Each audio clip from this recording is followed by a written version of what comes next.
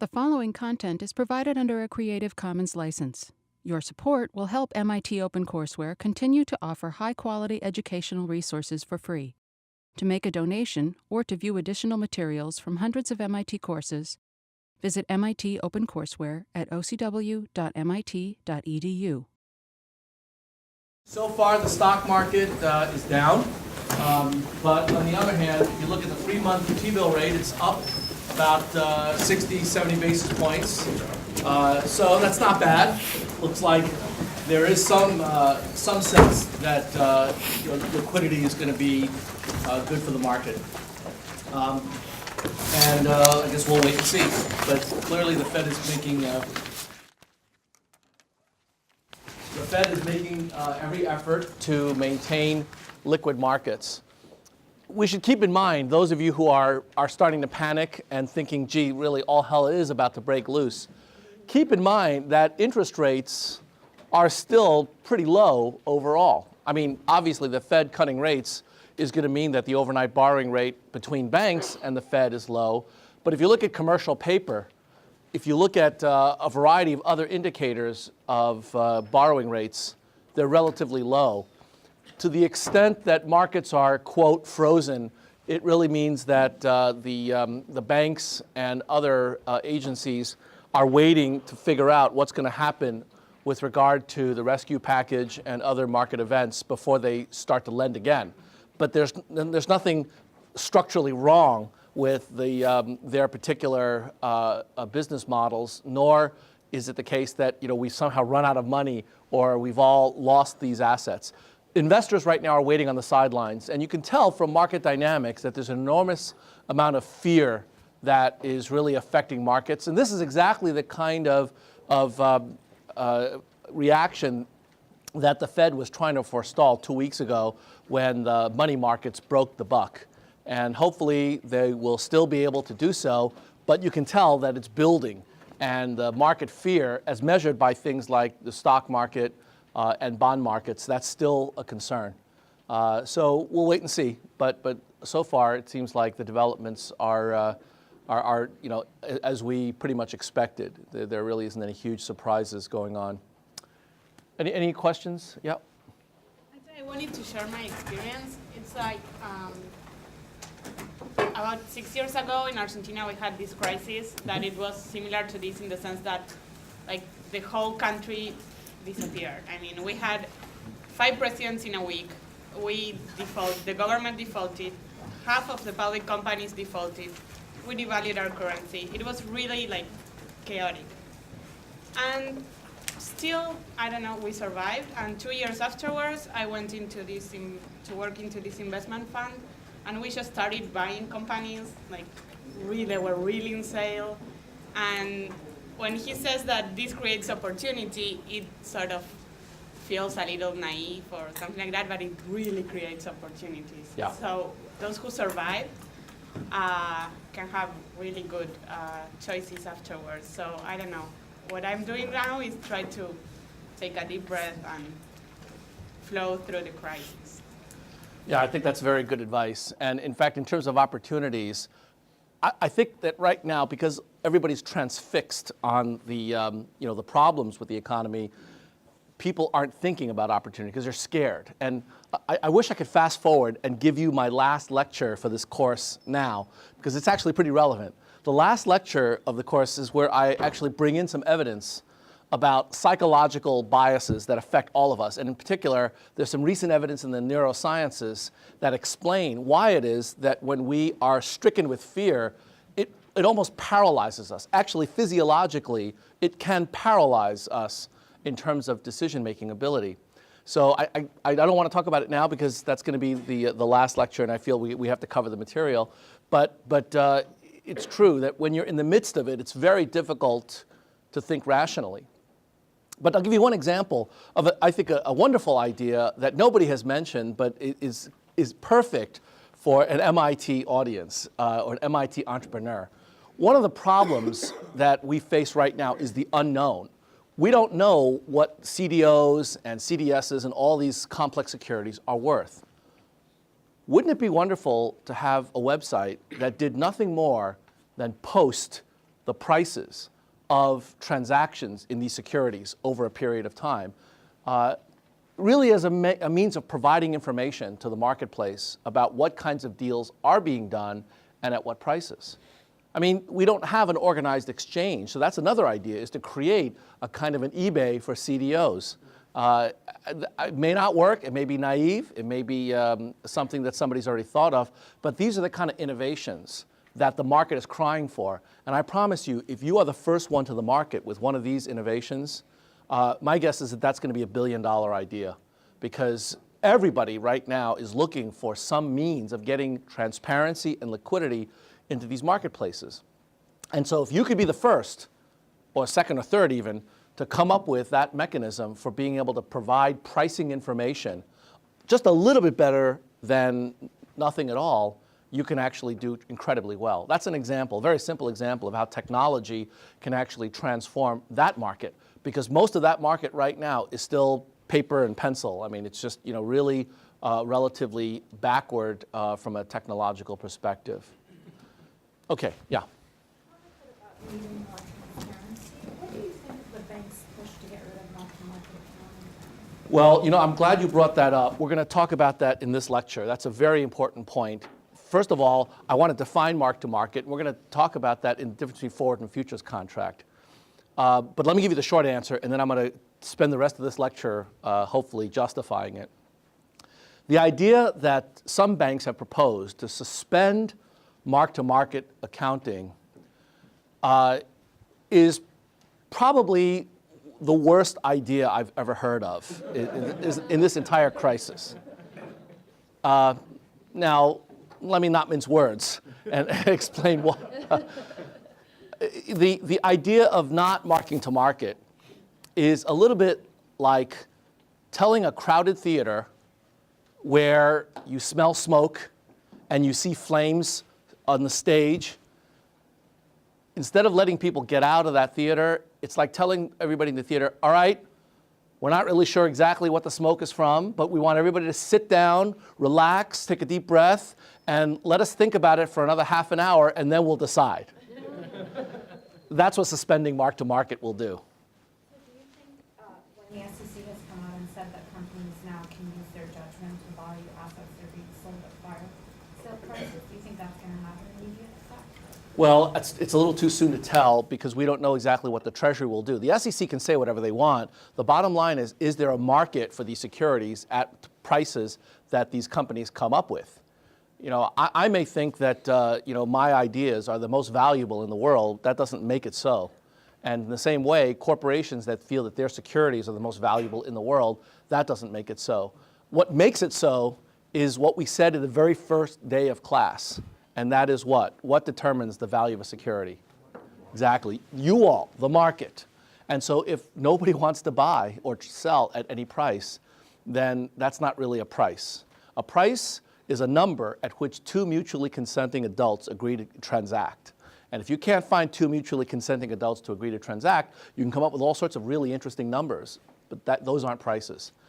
So we're going to talk about that exactly in this lecture, because what I want to do is to describe to you how forward contracts and futures contracts work. You've heard of both terms, I think. We've talked explicitly about forward contracts, but we haven't talked about futures. The innovation of futures contracts is exactly this mark-to-market issue. So let's get to the topic for today and talk about forward and futures. So in this lecture, what I'm going to cover is the definition of forward and futures contracts, and then I'm going to show you how to value them. The valuation of these contracts will also use net present value formulas, but it'll be used in a somewhat different way. So that's why we want to spend extra time going over these kinds of securities. They're different from what we've looked at so far. There's some motivation from why you might want to consider these contracts that I've gotten up here in the slide. But really, the motivation is pretty simple. And actually, the motivation is brought home by current events because of the uncertainty in markets right now. The first example, your company based in the US supplies machine tools to customers in Germany and Brazil. Prices are quoted in each country's currency, so fluctuations in the euro, dollar, and the real dollar exchange rates have a big impact on the firm's revenue. How can the firm reduce or hedge these risks? This is an example where you're making machine tools you have no idea what exchange rate markets are going to do, and that's not really your job. You don't really care about that. But the fact is that it does have an impact on your company's performance because a large part of your revenues are going to be coming in these foreign currencies. So what you'd like to do is to figure out a way to eliminate that kind of uncertainty, or at least reduce it, right? And there are many other examples here where an individual has a particular objective in mind, and market fluctuations are so extreme that they end up being a distraction and in some cases a detriment to the business opportunity. The idea behind a forward contract is to try to reduce, or in some cases eliminate, that kind of fluctuation by finding a counterparty that's willing to deal with you to eliminate that uncertainty, because that counterparty faces the opposite uncertainty, okay? So this is an example of just how big the uncertainty is that we're talking about. If you take a look at exchange rates from 1995 to 2003, you can take a look at the dynamics of these currency movements. They are extreme in some cases. So if you're a company manufacturing machine parts, you have no idea how to deal with this, right? You're not a currency forecasting firm. And so what you'd like to be able to do is just get rid of it, or at least reduce it to the point where you actually don't have to think about it, all right? And to give you a sense of how significant this problem is, this is the sales for Caterpillar from 1980 to 1989. Most of you have heard of Caterpillar, right? They manufacture tractors and other kind of heavy machinery. This is their sales figures, but you can take a look at what happens when you take their sales figure and you denominate it in US dollars. That's a pretty big difference between US denominated and foreign currency denominated levels. So what we want to do is to address that concern by using financial markets in a particular way. Now, there's an issue regarding futures and forwards as to whether or not the people who are in the markets are hedging or speculating. And so we're going to talk a bit about that a little bit later on. But before we do that, we need to develop some terminology for what these contracts are. But I want to raise that as an issue up front because it's very controversial. There's some people that argue that it's all these evil speculators that are causing market dislocation, and we ought to just get rid of them. And I'm going to argue that you really can't, because speculators provide an enormously valuable service. They are the opposite side of the same coin. So it's like trying to do applause with only one hand, right? The sound of one hand clapping is not particularly loud. So there are a number of ways of hedging, all right? Obviously, using futures, forwards, options, and swaps are what we're going to be focusing on in these next 3 lectures. But you can also think about insurance, diversification. You can match assets and liabilities in terms of their duration. Or you can match sales and expenses across countries to try to reduce your currency risk. And frankly, that's one of the reasons why companies often set up production facilities in countries where they do a lot of business, because this is a natural hedge in the sense that they're generating expenses as well as revenues in the same currency, and so that cancels itself out. But you can't always easily do that, and you certainly can't do that quickly. And if you're a foreign company trying to do business today, life is very, very interesting, shall we say. So you want to be able to hedge now. You don't want to wait a year or two when you are building that plant to be able to do that. Now, what we're going to talk about is whether or not it's possible to hedge with derivatives. But there are various different views on the impact of derivatives for non-financial firms. One extreme is that derivatives are extremely efficient tools for risk management. And the other, espoused by none other than Warren Buffett, is that derivatives are financial weapons of mass destruction. And the truth is actually both. Both of these statements, I think, are correct. So, from uranium-238, you can get a nuclear power plant that can provide power for huge areas of the country, and that do today. Or from uranium-238, you can build a dirty thermonuclear bomb that can be very bad. So the point is that technology in and of itself has no particular good or bad properties. It's how you use it. And so derivatives are definitely more complicated, more sophisticated. This is not the kind of thing you want to try at home unless you are a professional in how you use these kind of instruments. And so that's one of the reasons why we want to spend time on these particular securities. Okay, there are a couple of other views too regarding whether or not hedging should be done at all. One view, which we'll talk about in more detail towards the latter part of the course when we get into corporate financing decisions, is that hedging for a company should be irrelevant. If you're running a company, even if your company's assets are in foreign denominated currencies and that changes in those currencies cause huge swings in your company value, there is an argument to be said that you shouldn't bother hedging, because as long as shareholders of your company have free access to the market, they can hedge, right?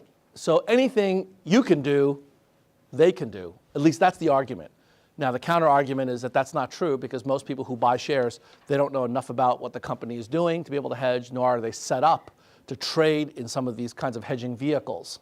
But the frictionless model would say that you shouldn't bother hedging, because what investors want you to do is to focus on your business, and hedging is just something that if they are concerned about, they can do on their own.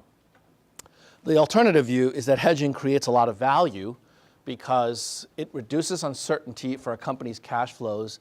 It focuses the company on its core competencies as opposed to other factors in the marketplace that are causing volatility. It also reduces the chances of getting into financial distress. And if we believe that financial distress creates these huge costs that can't be easily recoverable, even through the bankruptcy process, then you ought to hedge. Now, there are lots of examples of all of these perspectives in the industry. I'll give you three of them. Homestake Mining is a mining company that mines precious and base metals. They have an explicit corporate policy that says, we do not hedge because shareholders will achieve maximum benefit from such a policy of not hedging. Okay? Sorry, yeah? Is there a difference in hedging strategy when it's an input of production versus production output? For example, an airline company hedging gasoline exposure versus a gold company hedging gasoline for their gold that they're going underground? Well, I mean, there is a difference in the sense that typically when you're producing an output, there's no point in hedging that, because that's actually the output that you're producing. You're a gold company, you're producing gold. The only question about hedging is whether or not you feel that there's some temporary mispricing that you want to be able to take advantage of, given where markets are today versus where you think they'll be 3 months from now. But effectively, the output is what you're supposed to be producing. So their argument is that we're producing gold. Why would you want us to hedge the price of gold? I mean, we're a gold company. So you're supposed to be getting the risk of gold with a gold company, right? So it's typically the inputs that they're talking about, but on occasion, they may be talking about outputs as well. And the argument here is that you shouldn't be hedging that. Now, the American Barrick has another view. Their view is that hedges, they want to provide financial stability. And so by hedging their output exposure, they're actually providing that stability, because right now, for example, gold prices are extremely volatile because there's like a flight to quality, and then people change their mind, or another group decides to sell, and so the prices are moving back and forth and back and forth. That output uncertainty creates volatility in earnings, and we all know that shareholders like stability in earnings. So that's another view. Now, the first company, Homestake Mining, would say, look, if you don't like the heat, get out of the kitchen. You know, we're a gold company. If you don't want the volatility of gold, then don't buy a gold company. You know, put your money in T-bills. And so that's another view. And then, of course, we've got Battle Mountain Gold, which is a company that hedges up to 25%. So their argument is that a recent study indicates that there may be a premium for hedging. But they're not quite sure, so they're just going to go part way. It's not clear what the answer is, because largely the issues depend upon how the public will react to this kind of uncertainty. There are some people that are quite rational about their exposures, and they want to have the volatility of gold, but they don't put all their assets in gold because they understand that there's a limit to how much volatility they're willing to bear. So maybe 5% of their portfolio is in precious metals, 10% base metals, so on and so forth, right? They do the asset allocation. But there are other perspectives that say you've got to worry about volatility of earnings, you want to have a stable share price, and then they engage in that activity as well. There's some empirical evidence that I thought you might be interested in. A couple of academics, Gay and Kathari, S.P. Kathari is a faculty member here in our accounting group who's on leave, published a paper just about 5 years ago where they took a random sample of 413 large companies with average cash flows of about $700 million. And 57% of those firms used derivatives in 1997. Now, that's 11 years ago, so this is dated information. If you went and redid the survey today, my guess is that that number, 57%, will have gone up by quite a bit, but I don't know for a fact that it has. But the idea behind the survey was just to get a sense of how many companies really are making use of hedging programs, and it's become much, much more significant than before. Part of the reason that it's not 100%, I suspect, is that it's not that easy to implement some of these hedges because the concepts are rather subtle. I mean, you'll see when we go over it in this lecture how straightforward you think it is to hedge. Some of the ideas are a little subtle, and so it's not a simple asset class purchase decision like I'm going to buy bonds, I'm going to sell stocks. It requires a certain level of expertise and comfort. Okay. So let's talk about that now. Let's talk about derivatives. There are going to be three kinds of derivatives we're going to focus on. Forwards and futures, that's what we're going to talk about in this lecture and the next. Then in lecture 10, we're going to talk about options. And then there's a third class, which we probably won't get to in this course, but you will get to in 402 as well as in investments, and that is swaps. The idea behind a forward and futures contract is that it's a contract to exchange something in the future, okay? So today, we agree on engaging in a specific transaction sometime in the future. And the difference between a forward contract and a futures contract really has to do just with the issue that was raised at the beginning of the class by Hala, which is mark to market. All right, but let's not worry about that for a moment. Let's just focus on the contract itself. So a forward or futures contract is, as the name suggests, an agreement that we enter into today, you and I, to engage in a transaction, say, 6 months from now, right? So all we do today is agree to do that transaction. And in agreeing to do that transaction, we have to specify a couple of things. One is we have to specify what we're going to transact and at what price. And the second thing we have to agree on is when we're going to do the transaction. Once we sign the document, we are both obligated to follow through. So this is not an option in the sense that we can choose not to do it or to do it. Once we sign the forward contract today, it is a legal binding contract so that we are agreeing today to engage in that transaction 6 months from now. Now, if it ends up that we default, we don't have enough money, we declare bankruptcy, then that contract, like all other contracts, will have to go to court and be dealt with by the legal system. But assuming that we are not in default, we will have to perform. We are obligated to perform on that contract like any other. Okay? It's a binding agreement. With an option, on the other hand, we're going to get to this in more detail in lecture 10. With an option, we do not have to follow through with a transaction. In other words, the buyer of the contract has the right, but not the obligation, to exercise that option. That's why it's called an option. So that's a key distinction. So let me be very explicit now and now focus on a forward contract. A forward contract is a commitment to purchase at a future date a given amount of a commodity or an asset at a price agreed upon today. So first thing we do, draw a timeline. Today is date 0. That's when we enter into the agreement. And to be clear, because a forward contract always has two parties, a buyer and a seller. Let's just use as the convention that the buyer of the forward contract is the party that has agreed to buy whatever in a future date, all right? So the price that we agree to is fixed as of today, and that's known as the forward price. If the particular commodity that we're talking about happens to be a loan, then it will be a forward borrowing rate that we agree to today. All right, so it's either a rate or a price, and it's typically called the forward rate or the forward price. And the buyer of the commodity is said to be long the forward contract, and the other counterparty, the counterparty that is selling the asset, is said to be short the forward contract. Okay, now these terms are in some sense arbitrary, but there is a logic to them that I'll explain in a minute. Yeah, question?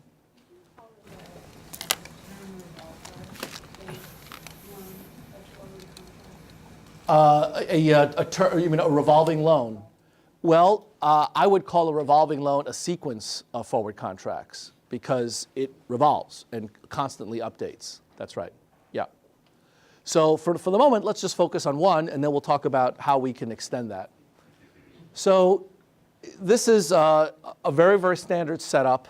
And in terms of long versus short, there's a reason why we use that terminology. Obviously, the ambiguity is the fact that a forward contract actually has no value on the day that it's struck. So to say that one side is long and the other side is short is, in a way, a little bit unnatural because, in fact, the value of the contract that's struck is 0, right? So you're either long 0 or short 0. Well, who cares? But there's a reason why we call the buyer long and the reason we call the seller of the asset short. It's because tomorrow, if the value of the asset goes up beyond where the current price is, then the person who has agreed to buy the asset at this price is going to make money. So when the price goes up, when the spot price, the price today, and then the price tomorrow, spot price, when that goes up, the person who's holding it long will profit, and the person who is short will lose. And so that makes sense. When prices go up, long positions tend to be profitable and short positions tend to be unprofitable. That's why we use the normalization. Now, right then and there, I think I've described something that may have slipped by you a little bit. So I want to just beat this down, make sure that we all understand it completely. The price that I'm talking about going up or down is not the forward price. It's the futures price. Or excuse me, it's the future spot price. Today's spot price for oil is, let's say, $100 a barrel. Suppose that we enter into an agreement 6 months from now to purchase oil at $110 a barrel, okay? So the forward price of that contract is 110. Today's spot price is 100, right? When we have agreed to that contract, you and I, the value of that agreement is worth 0. It's got to be worth 0. The reason is that if it's not at all worth 0, then you and I aren't going to be willing to enter into that contract today because that means either I'm losing and you're winning or you're losing and I'm winning. So we won't strike that deal. Let me give you an example. Suppose that I propose to buy oil from you 6 months from now at $40 a barrel. Now, that's a legitimate contract, right? In other words, I can propose that, and if you and I, we agree to that, that transaction will be carried out. How many people would agree to that today? Nobody. You would? All right. Seriously? No. I'm buying at $40 a barrel. No, because given that oil is at 100, and given that there's nothing in the news or in any kind of projection that suggests that we're going to find tremendously large untapped oil reserves or that somehow oil is going to become less relevant in 6 months' time, being able to buy oil at $40 a barrel 6 months from now is an incredibly good deal. If I can find a deal like that, it's got to have a lot of net present value to me today, right? So that's if I can find a piece of paper that allows me to buy oil 6 months from now at $40 a barrel, that piece of paper, we all agree, has positive NPV. So in order for you to agree to sell me that piece of paper, you're basically giving me money, right? You're not going to do that. So we're not going to get that deal done today. On the other hand, suppose that we have a piece of paper that says, I will buy oil at $250 a barrel 6 months from now. I suspect all of you would be delighted to sell me that forward contract. I'm not going to do that because that's ridiculous. That price just makes no sense. And that means you're going to get a lot of value. So if both you and I agree that we want to do a deal regarding oil, you're an oil producer, I'm an oil user, I want to lock in some price for oil 6 months from now, we're going to haggle until such time as we reach a price for that transaction 6 months from now that seems fair to both you and me. When we do that, when we reach that price, $110, let's say, that's a price where the present value of that contract is worth nothing. So both you and I have found a price such that we're happy to take it or leave it. You know, if we made it 115, then I might not be so willing to do it. You might be happy about that. If we made it 105, you know, I'm happy to do that, but you think that you're not getting a good deal. So the way that a forward price is established is like any other price. We put it up for auction. We set a system where supply and demand determines that price. And when that price is struck, the contract is worth nothing. Question? Could you argue that just based on the price of futures contract in the out market, you look at what they're selling for, let's say they're in the range is $130 and we enter into something $110, wouldn't that create a little bit of arbitrage? Yeah, it would. Let's not talk about that yet because we haven't talked about futures prices yet, right? So we're only talking about forward prices right now. We're going to come back to futures prices, and arbitrage is going to come into it, but I want to do it step by step. So let's hold off on that for a minute. Yeah. So when there's like a natural gas company sells out production for next year, that's forward contracts. Exactly. That's right. And companies are delighted to do that because this way they know what their costs are going to be, as opposed to, you know, who knows? It depends on what happens with this rescue package, or it depends on whether or not we get hit with a terrorist attack or not. That creates so much uncertainty, companies don't want to deal with that. So if I use oil in my production facilities and I can lock in at 110 for a 6 month period, that's okay with me. I'm willing to do that. Okay? Yeah.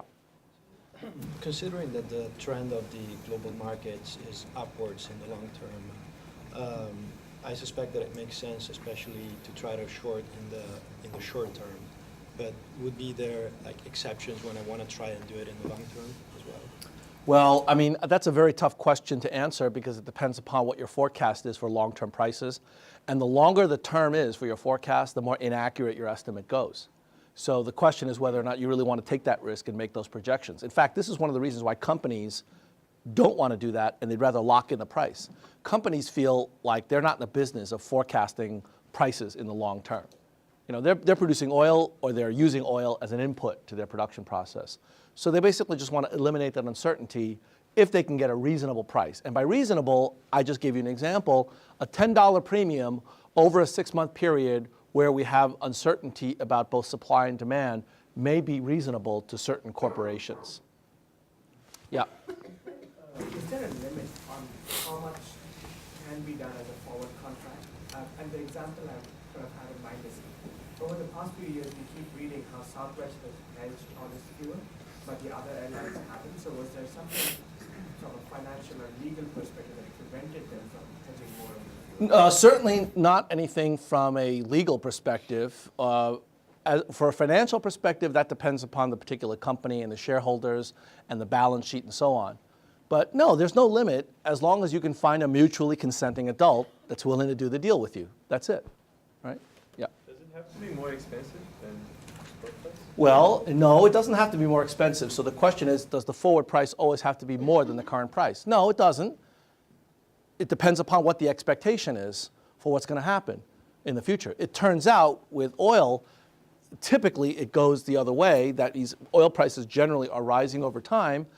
However, there are situations, for example, it may be that within the next few weeks, if there is more of an expectation that business will slow down worldwide, then we would expect oil prices to decline over time because the demand is going to decline.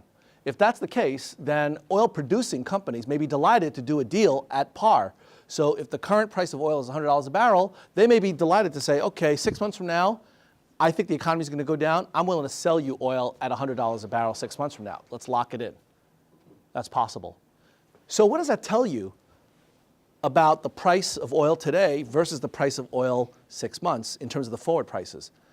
That tells you that the market is providing information about the future. So future price forecasts are implicit in these forward prices. You know, in just the same way that when we look at the yield curve and we see the implicit forward rates for future borrowing, when you look at forward prices of commodities and other instruments, that's giving you information about what the market is telling you that it thinks will happen 6 months from now. So if you see forward prices for oil at $90, whereas today it's at 100, that's telling you either people are expecting to find lots of oil in the next 6 months, or it's telling you that there's a forecast that that demand will decline precipitously over the next 6 months. Okay, so the features of forward contracts are the following. They're customized, so we have to enter into this contract counterparty by counterparty. In other words, this is not like a share of IBM that anybody can buy and sell and is the same whether you trade it on the New York Stock Exchange or in London or anywhere else. A forward contract is a customized agreement between two parties. The second feature is that it's typically non-standard, so we can do as much of it or as little of it as we want. And also, it doesn't trade on exchanges. These are known as over-the-counter securities. It doesn't trade on an organized exchange. Two people trade with each other over a counter, right? That's the customization part. Yeah. But you said that there's some kind of circular effect on prices on certain commodities. For example, if I think that copper is going to be more expensive 6 months from now, then I'm going to buy more copper today, which is going to drive up the price. Yeah. It's going to make it lower in the future. If you drive up the price, why would you make it lower in the future? Because my demand for it would be substituted now instead of 6 months from now. Well, it's not clear that it would make the price lower because if you're doing it, that may indicate that there's going to be a shortage, right? Because you're trying to get ahead of that curve, and therefore the price may stay that way. So I'm not sure I understand your question. Are you worried about price manipulation? Or are you worried about the fact that the futures prices or forward prices don't reflect current supply and demand conditions? I'm just trying to think that if I expect a certain price to go up Yeah. in the future, rather than hedging against the information that's in that price, is Yeah. based on the information of the price right now. So Right. I'm going to substitute my demand for. Okay, I see what you mean. So let me rephrase the question. Your question is, if you think the prices are going to go up for a particular input, say copper, then rather than buy it 6 months from now at the potentially higher price, you might decide to do it sooner by buying it now. Right. That's a perfectly sensible thing to do, with one exception. And that is that when you buy it now, you have to store it. And copper, oil, other kinds of factor inputs are typically not the kind of things that are costless to store. So you can either do that, buy it now, store it, and then use it later, or you could do a financial transaction that will have the same effect. And so that idea is going to be exactly how we price these things. So I'm going to come back to that, hold on to that thought, because we're going to use that approach to figure out how to price a forward contract. So far, I haven't told you how the forward price comes about. All I've said is the market determines it, okay? Like before, we're going to want to work out the logic for what the market is doing when it figures out what that price is. And it will actually be exactly the calculation that you just proposed. So in other words, either we transact in the forward market or we do it directly in the spot market. Those are our two choices. And in the end, it's going to have to be the case that those two choices, which lead to the same cash flows, they have to have the same price. And that's how we're going to get the forward price. Yeah. Do you have to have cash on hand now to enter into a forward contract? No. So that could be another reason why, if you're an airline, for example, you wouldn't want to buy millions and millions of dollars worth of gas if you can't afford it now. That's right. But if you can't afford it now, you're really talking more about a short-term kind of a borrowing situation, right? Because presumably you're going to have to pay for it at some point, particularly when you use it. But you're right that if you don't have the cash now, then one way you can do it is enter into a forward contract when you know you'll have the cash later. Right, because American Airlines, I'm sure, couldn't afford to buy 5 years worth of fuel today because they just don't have enough assets to do that. But the thing is that right, so you can't buy that. Not only that, you can't, where are you going to put it? Right. 5 years worth of oil is a lot of oil. And so you have, I mean, it's very, very expensive. So your consideration is absolutely right. The borrowing cost or the opportunity cost of capital is also part of the equation. So if we think about all the ingredients that have to go into determining the forward price, one is the cost of storage. The other is the borrowing cost implicit in that, the cash, because a forward contract requires no money down. So this is one of these true financial deals with no money down. The problem is that it's not always a sure profit, okay? Yeah. You may also not have the product to sell. For example, in the case of soybean or food, you Right. may enter into a 6-month forward and I still did not harvest the product. That's right. So you may want to wait for the uncertainty to resolve and get a better sense of what your needs are. Yep. So if between the buyer and seller they have a different or asymmetric information, Yes. is it possible that the overall forward contract has positive NPV? Well, let me put it to you this way. The forward contract may have an expected value for one party or the other based upon what they know, but in principle, the NPV, that's an objective NPV, has to be zero. Because if it's not zero, then one party can take that contract and basically sell it to a third party and make money off of it. See what I mean? In other words, your question is, if two parties have different information, is it possible that the contract has different value? Well, certainly they have different value to each party. In other words, if I'm willing to buy oil forward contracts from you, I must think either that oil prices are going to go way up, that's my view, or I just need the oil and I want to get rid of the uncertainty. But both of those are possible, right? If you're selling me this oil forward contract, the two possible reasons you might want to do it is because you've got a lot of oil and you want to lock in a price for selling that oil 6 months from now. That's one possibility. Or you have some asymmetric information, some private information that oil prices are going to go down, right? So both of those interpretations are legitimate. But the statement that I made, that the price of that contract has to be zero, that's a statement not about your views or my views or her views. It's a statement about the market price of that contract if we were to auction it off to people in the marketplace. If we were to auction it off to people in the marketplace in general, it would have to sell for zero. Because if it were positive, then I would be benefiting and the person who's selling it to me would be losing out, and vice versa. So we can have our own speculative motives for doing the deal, but when the price is set, the way that it's set is not just based upon simple expectations of you and me, but it's the market that's determining the forward price. Yeah. Then what's the function of the over-the-counter market for the forward contract? The over-the-counter market is that you and I are the ones that are entering into the deal. And so we're signing the contract, so it's between us. But my point is that if the forward price that we are using to strike that deal is so one-sided, then it's going to be very clear from the market that that's a stupid contract for one of us to enter into. So it's a private transaction between you and me. And for that matter, if it's a private transaction, you're right that it could be the case that we can make up any price. Let's say $200 a barrel. Would you ever see a contract that's at $200 a barrel? No, because that would mean that one of either you or me is being really stupid. Now, we're perfectly allowed to be stupid. That's, the Constitution guarantees that right, right?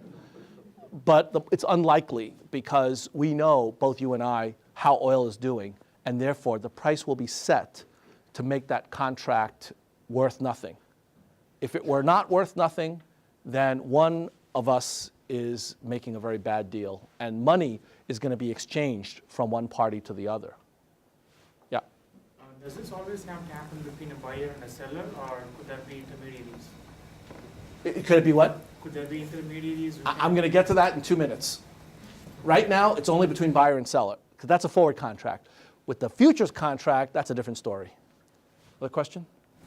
I was just wondering, does this actually assume physical delivery of the asset? Yes, it does. Yes, it does. Although it doesn't have to. If the contract that you strike as a forward contract is one where you don't want physical delivery, you can make it a pure bet, a side bet. But in fact, typical forward contracts that are entered into are for physical delivery of the actual commodity being agreed upon. Because that's why people enter into them. They need the oil or the gas or the copper. Yeah. What does non-trivial counterparty? So let me get to that. I want to make sure we get all the other questions answered, though, before I go down. The last point that I want to make is that with a forward contract, because it's a contract between two parties, there is significant counterparty risk, meaning there's a risk that you don't pay up on your end of the deal, or that I don't pay up on my end of the deal. There's a significant risk that one of the parties reneges. So this is not a riskless kind of a contract. It has significant default risk. How significant? Depends upon the counterparty. If you're dealing with, I hate to say this, but a AAA counterparty, then the risk should be small. But we all know what AAA means these days. It used to be the case that when you're dealing with a AAA counterparty, you had very little counterparty risk, okay?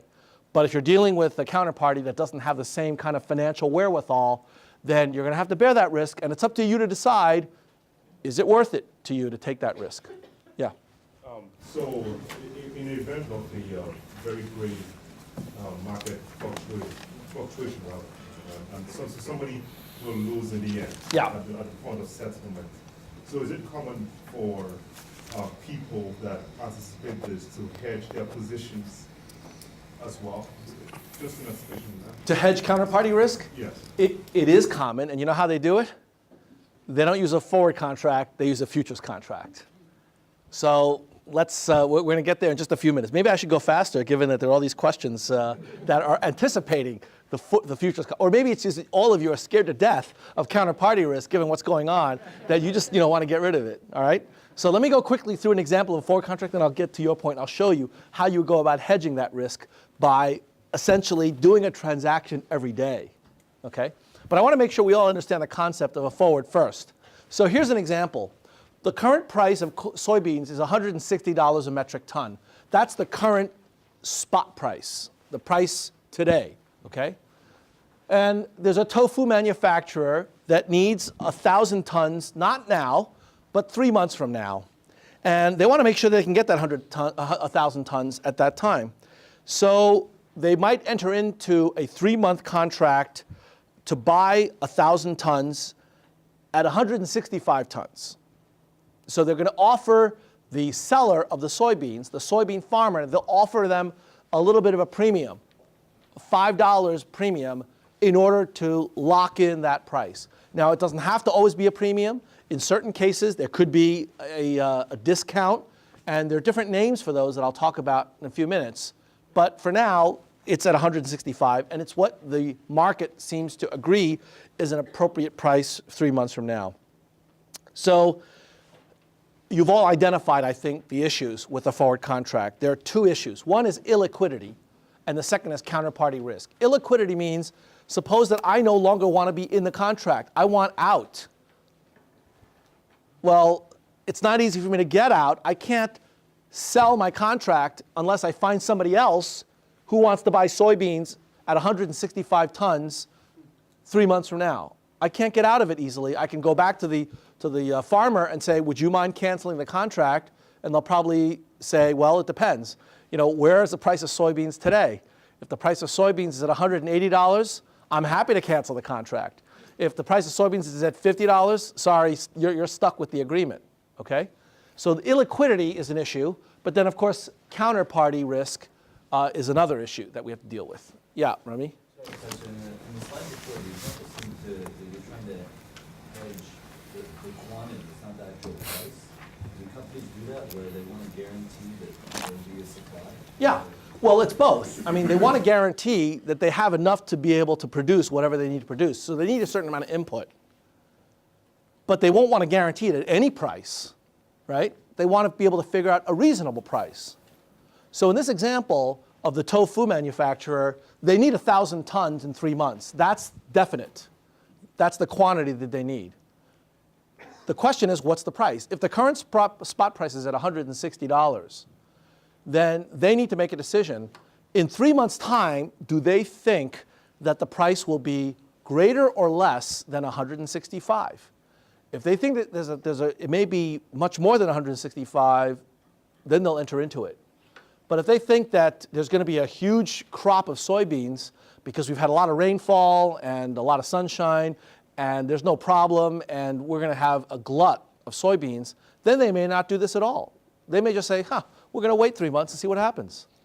Of course, if it turns out that between now and 3 months from now, there's some kind of a bacteria that kills half the soybean crop, now it's $190 a ton, then they're in trouble. So as a tofu manufacturer, you got to ask yourself the question, how well do you know the soybean market? How much are you willing to bet your firm's franchise on soybeans being available at the price that you want to pay 3 months from now? Okay? So it's both price and quantity. All right, now we're going to get back to Chibuzo's point about being worried about counterparty risk. And let's just talk about counterparty risk in very, very plain detail. Suppose that we enter into that soybean contract. So today, we agree to buy soybeans 3 months from now as a tofu manufacturer for $165 a ton. All right? All right, now let's fast forward 1 month. We've got 2 months to go in our agreement, in our forward agreement, and all of a sudden, there's something happens in the soybean market, and the spot price for soybeans has now dropped to $100 a ton. Huge glut that has hit the market because the weather was unexpectedly nicer, lots of rainfall, just tremendous crop output. So we got $100 a ton for soybeans. Now, to the tofu manufacturer who's looking to do this deal, is he in better shape or worse shape in that circumstance? Why? Why is he in worse shape? I mean, he's agreed to buy it at $160, $165, price is at $100, but what's the big deal? I mean, he was willing to do that a month ago. What's that? Same shape. Same shape. Do you agree? Worse. Why is it worse? Because his competitors already have access to Exactly. between 110 pounds. So what do you think the competitors are going to do? Exactly. The competitors are going to drop the price of tofu. Soybeans have come down in price. The competitors are going to cut the price of tofu. And here you've got a manufacturer, if you argue that he's in the same shape, that means that he's going to keep the same price of tofu, and he's going to pay $165 for what's worth $100. Basically, he's going to go out of business because his competitors are going to eat his lunch, right? They're going to charge 40% less, and he'll have zero market share, and he may be able to withstand that for a period of time, but not for a sustained period of time. So this particular manufacturer of tofu is thinking, well, I can buy tofu, I could buy soybeans at $100 in the market now, and I got 2 months before I have to make good on this. What if I just walk away from this forward agreement? Now, legally, he's not supposed to do that. So what that means is that if he does do that, he can be sued. And from the tofu manufacturer's point of view, he might be thinking, well, they can sue me, and we can figure it out, or I can follow through the contract and I'll go out of business. So if I'm faced with those two choices, and that's my only choice, I'm going to renege on that contract. And let them sue me and see what they get. Maybe we'll settle out of court. Maybe, well, when we won't, who knows what'll happen. I'm willing to take that risk. That's a calculation. It's a business decision that has consequences, but it's got consequences for both parties. Now, imagine you're the soybean farmer dealing with this tofu manufacturer, and you're rubbing your hands because you locked in at $165 a ton. But 2 months from now, when you go to deliver these soybeans, you find out the warehouse is not accepting it, and you can't get this tofu manufacturer on the phone. He's not returning your calls. What do you do? Yeah. Currently happening with oil. A lot of people locked in like $5 a gallon, and now it's above $4. So Yeah. the oil companies are scared that everyone's going to stick. Absolutely. There's counterparty risk that comes about when you've got dramatic changes in economic conditions. Yeah. But as far as I know, the system obligates you to put deposits in the amount of the risk that you want to buy. Right. So now you're talking about collateral. In order to be able to enter into a forward agreement, you might, before you even start talking, say, you know what, I'm not going to do business with you unless you put up some money. So money as a kind of collateral for making good on it. And if you don't make good on it, I get to keep the collateral. Now, the question is, how big is the collateral and what is it worth? So you say what risk you want to buy. If you just want to buy a $30 risk per ton, so you put $30 per ton if you want to buy. But you, from the beginning, can say how much risk do you want to buy. Well, but the thing is that they may not be willing to do it. So let's do the example of soybeans. Soybeans at $165 a ton, multiplied by 1,000 tons, is $165,000, right?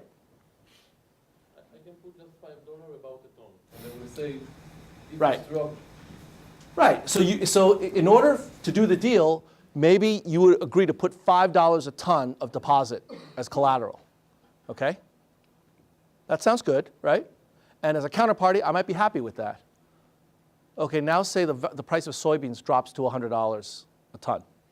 You've put $5 down as earnest money, as collateral. And so from your perspective, as long as the price goes down by more than $5, you're going to walk away. I'm out, but I lose the $5. Right, you lose the $5. I'm the soybean farmer. Great, I got $5 a ton. What's that going to do? That's my pays for my postage. That doesn't do anything for me. So then I'm going to, given that I'm worried about your counterparty risk, I'm going to say, you know what? I don't want $5 a ton. I want you to pay me $160 a ton now. I want you to deposit that in the bank and put it in collateral. Would you be willing to do that? Depends on the rate. It depends, exactly. It depends upon what you think the risks are that the price is going to go down quite a bit. But in general, you're not going to want to tie up $160 a ton for 3 months if you don't have to, because that costs you something. The opportunity cost is the interest rate, right? Yep. So why don't I just make a contract saying I would buy it at like 10% markup? Instead of like setting a specific price. Is it no longer a full forward contract then? Well, no, I mean, you could certainly do that, but it's not clear that that really makes any difference. 10% markup over what? You have to define something. Over the prevailing market price. You could do that. But yeah. Right, what's the benefit of that? That doesn't lock in anything. Right? It may lock in the supply, but it doesn't lock in the price. You still have price uncertainty. So if you do that, unless you're worried about a shortage, you can always get something for 10% above the price, right? At least I think you can. I mean, you know, markets are pretty crazy, but if I were to tell you that no matter what commodity we're talking about, I'm willing to pay 10% more than the market price, my guess is that everybody here would be pretty happy to sell to me, right? Yeah. These don't seem to be regulated by anybody. So are these just contracts between like producers and suppliers? Yes, So yes. Like long-standing agreements, and I'm just. Right, that's right. These are not governed by any agency or any kind of standardization. And now you've now see the problem with these contracts. These contracts work if the two parties know each other, they've done business for years, there's a lot of trust, you don't have to worry about counterparty risk, you've got the right amount of collateral, you've got the right rating, all on and on. It's complicated. Isn't there a way to make this simpler? And the answer is that there's a way to deal with all of your objections, all of them.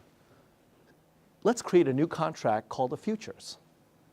A futures contract is exactly like a forward with a few exceptions. Exception number one, we're going to standardize a futures contract. One contract applies to a fixed amount of the commodity of a fixed quality that is known in advance and is decided objectively. It expires or it settles on a fixed date, and there's a futures price, and the price is determined on an exchange. Okay? So that's one set of changes. But the other set of changes is really important, which is that we are going to mark every day. Now, what does mark to market mean? If you've got a futures contract, or rather, if you've got a forward contract that expires in 3 months, initially it's worth nothing, but over time, as the spot price fluctuates, that futures contract, that forward contract, excuse me, has value, right? But no money changes hands. And so because no money changes hands, and apart from collateral, you can have a really big mismatch in the value of that contract to one party or another. So let's go back to the soybean example. I start out by agreeing to buy soybeans from you at $165 a metric ton 3 months from now. And the spot price today is $160. All right, a month from now, let's say, the spot price is down to $150. What do you think that contract is going to be worth at that point? Yeah. $15 divided by the interest rate. That's right. $15. How did you get $15? It's the difference between the future price and the spot today. That's right. I've agreed to buy it for $165. The spot price 2 months from maturity is $150. That's $15 difference. And so this piece of paper obligates me to buy it for $15 more than today. So from my perspective, the buyer, the contract is worth not zero, but it's worth negative $15 divided by the rate of interest. Because I don't have to pay the $15 today, I have to pay the $15 at maturity, at settlement. For you, the farmer who sold me that contract to you, it's worth $15 per 1,000 metric tons divided by the appropriate discount factor, the interest rate for that 3 months. Now, to say that it's worth that really means it's worth that. For example, if you decide that you want to get out of the soybean farming business and you want to take that contract and sell it to one of your fellow farmers, they'll pay you $15 divided by the appropriate interest rate per 1,000 metric tons. You will be able to sell that contract for that amount of money, right? So after date zero, as the spot price fluctuates, this forward agreement ends up taking on economic value because the prices fluctuate, okay? If we allow that price fluctuation, if we allow the value of that contract to get really, really big, in my crazy example, if the spot price goes down to 100, well, then that piece of paper is worth a lot to you, the farmer, and it's worth a lot to me to be able to get rid of that loss. That's a big loss. The bigger the loss, the more likely it is that one of us is not going to perform. Why? Because that collateral, if we have a collateral of $5 per 1,000 metric tons, that $5 is going to become meaningless pretty soon, because I'm looking at a loss of $50. If it goes down from 165 to 100, I'm looking at a really big loss, $65 per metric ton. $5 means nothing to me. So the bigger the fluctuations away from the initial forward price, the bigger the potential for counterparty risk. So if that's the case, let's you and I agree on something. Why don't we agree that every single day we will strike a new contract with a new forward price, and then we will just pay each other the difference day by day. So in other words, in your example, let's say it's $165 today. We agree on that. The spot price is at $160, okay? Let's say tomorrow, the spot price goes down to $155. Okay, you know what? Let's you and I agree. I'm going to just pay you $5 divided by the interest over the next 3 months minus a day. And then let's cancel the contract. And let's start a new one. And let's say that now, today, we're going to agree to not 165, but 160. The spot price is at 155. Let's agree to 160. Okay? And now another day passes by. And let's say the price goes down yet again, now down to 155. But each day I need to bring you $5. Yes. Right. Or I give you $5, you give me $5. Every single day we exchange money, and every single day we get rid of the old contract and we do a whole new one with a new forward price that reflects current market conditions. If we do that, well, first of all, it's going to be a pain in the neck because we have to do a lot of contracts every day. But suppose we did that. If we did that every day, then what we would be doing is essentially always figuring out what today's market price is for soybean delivery on that settlement date. Okay? That's what it means to mark to market. At every single day, the price of the contract reflects today's market valuation, not when we did the contract, at the beginning of that 3-month period. Every single day, as we get closer and closer to settlement, we are revising the forward price to reflect all the information that's accumulated up to that point, and we are I'm either paying you or you're paying me. We're changing money every day so that the value of the agreement is never that far out of sync from the market's value. That way, we can protect this kind of counterparty risk, because then the only risk I'm going to have with you is the risk that comes from a one-day fluctuation, not 3 months.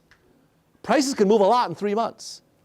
But by that time, we will have changed money back and forth. And so you know what? When you add up all the money that's changed hands over the course of the entire 3 months, if we struck a new forward contract every day, and then we added up all the money that went back and forth and did the interest rate just right, you know what we would get? We basically get the same thing as if we had gotten a forward contract on day one and held it to maturity. But the difference is that during that 3-month period, you and I, we've never had to worry about either party reneging because the amount of cash that is owed to one party or another has gotten so big that it makes it worthwhile to walk away. So a forward contract is a situation where you don't mark to market every day. You allow the value of that contract to go up and down and up and down to wherever the spot price determines that it does in relation to that forward price. With the futures contract, you can think of a futures as a sequence of forward contracts where you cancel the forward contract every period but pay the difference that was won or lost relative to the day before. Okay? So there's one more piece that I have to tell you about. And that is that somebody asked about an intermediary with forward contracts. Forward contracts have no intermediary, but futures contracts do. Some clever person figured out that all of these other changes that we want to implement to create a futures contract is great, except that there is still this lingering concern that somehow you don't show up tomorrow when I want to basically do a deal and update my contract. So they came up with a brilliant idea of establishing an intermediary called the Futures Clearing Corporation. the Futures Clearing Corporation is an organization that sits between you and me. And what it does is simply serve as the counterparty. So I'm not dealing with you or you or you. I'm dealing with one organization that stands in the middle of everybody. I'm dealing with that organization, and you're dealing with that organization. And as long as that organization makes sure that there are two sides to every transaction, or more or less two sides to every transaction, then that will reduce the risk even more. So not only are the contracts standardized, not only are they marked to market every day, and not only do we reestablish this price every day, but we then now have the safety of a clearing corporation that we know will always be there to transact with us. So this market is highly, highly liquid. Okay, now, question, yeah. Are there any industries or companies that use forwards rather than futures? There are some. There are, in fact, oil companies, airline companies, and other major producers or suppliers, they prefer forwards simply because they don't want to deal with these mark-to-market issues, and they've dealt with their suppliers long enough that they trust them. And so they've got standardized forward agreements that are customized to exactly what they want. For example, a futures contract has very specific settlement dates. If those settlement dates don't correspond with when you need the particular input, then you don't want to use that. Okay? But by and large, the futures contracts eliminates a lot of these issues with forward contracts, so that for liquidity, for transparency, for safety, all of those reasons, they are actually preferred to forward contracts. But forward contracts are still very popular. For example, there are some markets where forward contracts are actually even more popular than futures. One example, currencies. For a variety of reasons, currencies where you trade with banks for different exchanges, different foreign currencies in the future, the futures exchanges have much lower volume in terms of dollars traded or yen traded or cable traded than the banks dealing with these forward contracts. Raleigh? Looks like in this case the interest rate risk is also reduced with the future. Is that right? The interest rate is what? Interest rate risk is also reduced. Yes, interest rate risk is definitely a part of it, because remember, we have to divide implicitly by the interest, because we're getting paid not now, but in 3 months or 2 months or 29 days and so on. So we're going to get to that. In fact, let me do some examples, and then we're going to talk about how interest rates figure into this explicitly. So here's an example of a futures contract. NYMEX, the New York Mercantile Exchange, it's called NYMEX, trades crude oil futures. Now, there are lots of different kinds of oil, and there are futures contracts that are designated for a particular kind. So crude oil light is one. Another one is Brent, crude oil from the Brent seas. And each different kind of oil has a different contract. Remember, we have to standardize the underlying commodity, okay? So NYMEX crude oil futures with delivery in December 2007 at a price of $76.06 a barrel on July 27th, 2007, where there's 51,475 contracts traded. So this is a simple example of an actual contract that was traded in the good old days when oil was only $75 a barrel a year ago. Each contract is for 1,000 barrels, so that's part of the standardization, okay? The tick size meaning what is the denomination that prices will change when they change up and down. It's a penny a barrel, okay? So in other words, with 1,000 barrels, if it moves a penny a barrel, that means the contract, which is for 1,000 barrels, moves in $10 increments. So when you buy one of these contracts, you are buying 1,000 barrels of oil to be delivered to you in December. That's what one of these contracts means, okay? Now, you actually have to put up some collateral for these as well. But think about it. If it's $75 a barrel and it's 1,000 barrels per contract, then how much oil are you controlling with one contract in dollar terms? Yeah, it's $75,000. That's a lot of money for one contract. Look at how much collateral you have to post. The amount of collateral that you have to give your broker to buy one of these contracts is $4,050. Now, by the way, that collateral has increased by about 50% as of this morning. The New York Mercantile Exchange, Chicago Board of Trade, and other futures companies have increased margins across the board for most of the futures contracts because of concerns about liquidity and viability. Maintenance margin says that once you establish an account and put the $4,000, they know the money is going to go down or up as the price of oil goes down or up. But at all points in time, you have to keep at least $3,000 in there. So in other words, the $4,000 you could lose some of that, and it could go down to $35,000 or $3,250. But if it goes below $3,000, you're going to get a phone call from your broker that says you need to deposit more money. You need to bring it up to $3,000. That's what you need to do to maintain the account. And you know what happens if you don't return that phone call? They get rid of the contract. You're out of the market. If you don't wire that money into the account by end of business on the day you get the margin call, they have the right, and they will, close out your contract. Well, it depends on what your position is. No, you have whatever money you have left, but you no longer have the position in oil. So if that $3,000 goes down to $2,500, that's still your $2,500, but you no longer have a position in oil anymore as the end of business. That's one of the beauties of a futures contract from the perspective of the counterparty. It's that they don't have to worry that you're going to run away. The most they can lose is 1 day's worth of fluctuation in the value of the contract. That's why for a $75,000 agreement, you only have to put down $4,000 of earnest money. In the case of that soybean farmer, think about how much money you really would be comfortable requiring the counterparty to put down if you're going to exchange no money for 3 months. 3 months, you never see the other person. You don't know whether they're still alive. You don't know what's going on with their business. You're going to actually have them put up a lot more money. With the futures contract, you only have to put up enough money to make sure that on a daily basis, you're not getting taken advantage of. Yeah.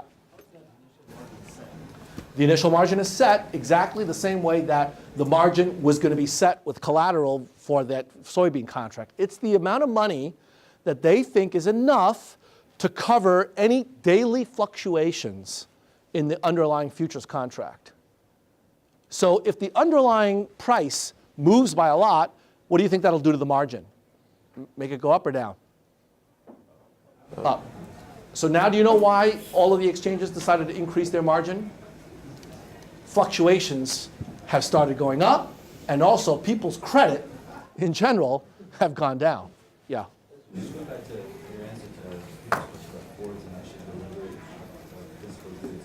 If you and I can enter into a futures contract where we can trade it, aren't physical delivery not really expected, especially with the margin calls? Could you just try to... Yes. So with futures contracts, the majority of the people that use futures are not looking for physical delivery. But with most of the commodity futures contracts, you actually have to specify. So there have been stories of speculators that forgot to check the box that says cash settled only, that have gotten, like tons and tons of corn dumped on their front lawn. That has happened. It's been a while, but it's happened. Most futures contracts are cash settled. Cash settled means no physical delivery. But there are certain people that actually want the physicals, and so they will transact in the futures markets to get physical delivery. Okay, that's it for today. We will see you not Monday because that's Columbus Day, but I'll see you a week from Monday.